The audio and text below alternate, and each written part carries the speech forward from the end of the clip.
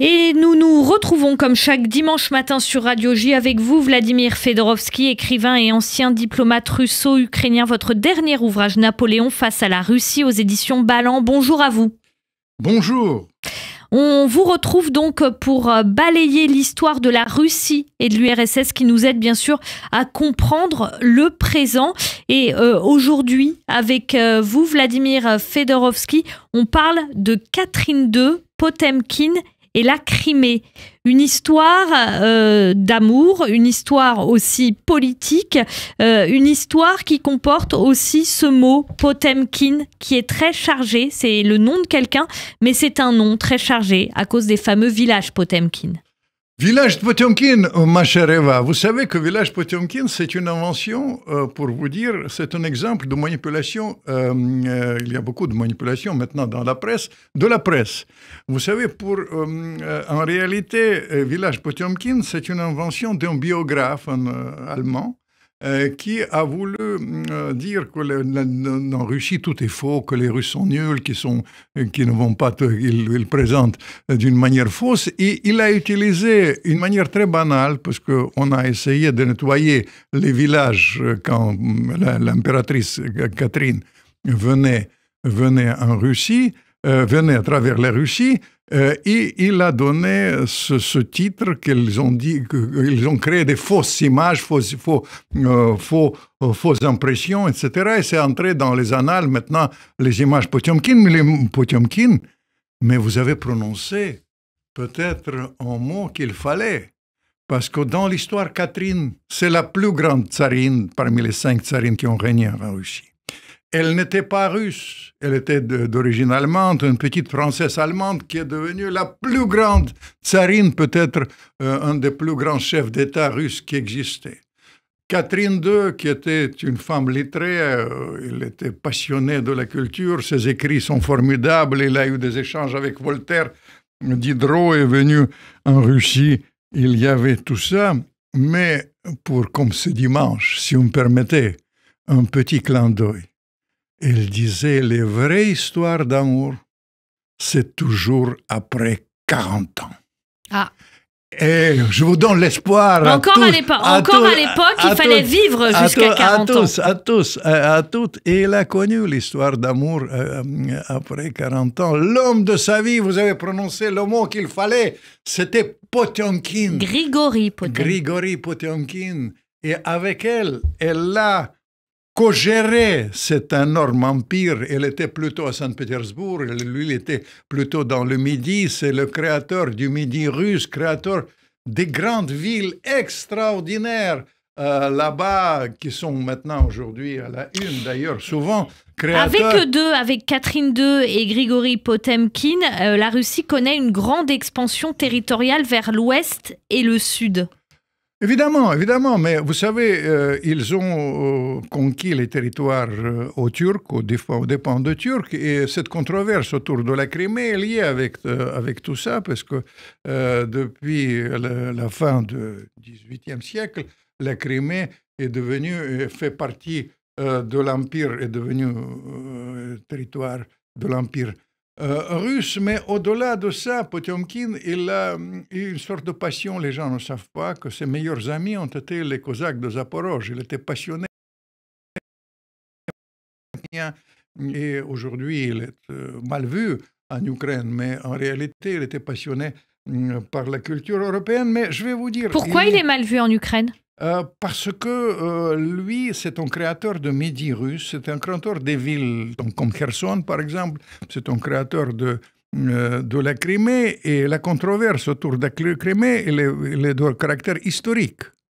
De quelle manière que la Crimée a été créée, qui a géré le Crimée à travers les siècles, tout ça, ça joue. Aujourd'hui, c'est une grande controverse, soyons très clairs. Aujourd'hui, qui a transféré la Crimée, parce que vous savez que la Crimée, en 1954, elle était transférée administrativement, dans le cas administratif, vers l'Ukraine. Bref, tout ça, c'est à l'ordre de choses, mais indépendamment de ça, Catherine reste une des plus grandes tsarines, une des plus grandes dirigeantes, mais une grande intellectuelle. Vous comprenez? Il faut dire, encore une fois, on revient à cette francophilie traditionnelle des Avant Russes. d'en revenir à la francophilie, souvenez-vous, la semaine dernière, on a commencé à parler aussi de la façon dont les Russes vivaient. Et justement, je vous ai dit, on va continuer à en parler la semaine prochaine. Et c'est important puisque, comme on l'a dit tout à l'heure, la Russie connaît une grande expansion territoriale vers l'ouest et le sud sous le règne de Catherine II avec Grigori Potemkin. Donc, ça fait énormément de population. Vous l'avez dit même en introduction, la Russie, c'est un énorme territoire. Il y a toute cette population qui est encore sous servage, avec des fuseaux horaires différents, avec des paysages différents.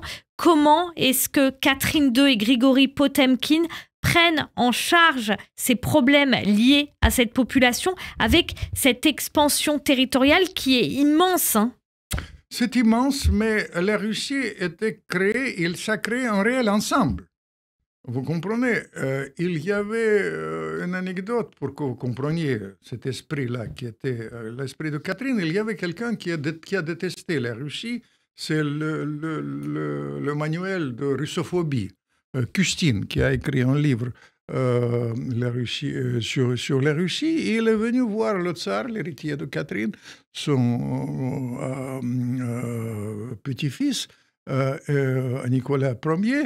Il a dit mais qui sont les Russes? Vous posez la question. Il convoque un Géorgien, il convoque Yakout, il a dit mais c'est pas les Russes. Il a dit c'est ça les Russes. C'est ça, créer un réel ensemble et une réelle affinité. Vous comprenez pourquoi je reviens toujours à cet esprit-là.